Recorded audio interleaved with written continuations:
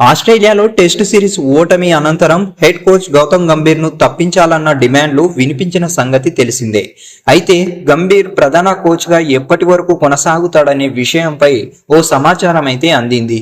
Coach గా అతడి last series ఏదనేది తెలిసింది. టీమిండియా హెడ్ కోచ్ గా గౌతమ్ గంభీర్ గతేడాది బాధ్యతలు చేపట్టినప్పటి నుంచి మిశ్రమ ఫలితాలను అందుకుంటున్నాడు. రాహుల్ ద్రావిడ్ స్థానాన్ని భర్తీ చేసిన అతడు జట్టు విజయాలను అందుకోవడంలో పెద్దగా సక్సెస్ కాలేకపోయాడు. లంకపై టీ20 సిరీస్, వైట్ వాష్ మొదలు New Zealand Border Gavaskar trophy Australia చేతిలో ఓటమి అతడిపై తీవ్ర ఒత్తిడిని పెంచాయి. ఇదే సమయంలో గంభీర్ ను తప్పించాలన్న డిమాండ్లు వినిపించాయి. అయితే ఇప్పుడు గంభీర్ ముందు ఇంగ్లాండ్ పర్యటనతో పాటు ఛాంపియన్స్ ట్రోఫీ లాంటి కీలకమైన సిరీస్లు, టోర్నీలు ఉన్నాయి. ఇవి ఇతడికి అసలు పరీక్షగా మారనుంది. ఇందులో నెగ్గితే గంభీర్ కోచ్ పదవి సేఫ్ గా ఉంటుంది. లేదంటే కనుక గంభీర్ పై ఒత్తిడి పెరిగి అతడి కోచ్ పదవి ప్రమాదంలో పడే అవకాశం ఉంది.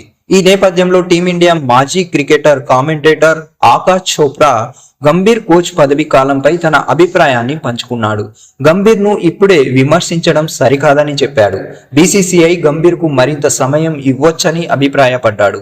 టీమిండియా ఈ ఏడాది ఇంగ్లాండ్ లో ఆడే టెస్ట్ సిరీస్ వరకు గంభీర్ ను బీసీసీఐ కొనసాగించవచ్చు. ఒకవేళ ఆ సిరీస్ కోల్పోతే ఇక భారత్ కోచ్ గా అతడికి ఇదే ఆఖరి సిరీస్ అయ్యే అవకాశం ఉంది అని పేర్కొన్నాడు. ఈ నేపథ్యంలో టీమిండియా విజయాలు సాధించడం కోసం గంభీర్ తదుపరి చర్యలు ఎలా ఉంటాయోనని భారత క్రికెట్ అభిమానులు ఉత్కంఠంగా ఎదురు చూస్తున్నారు.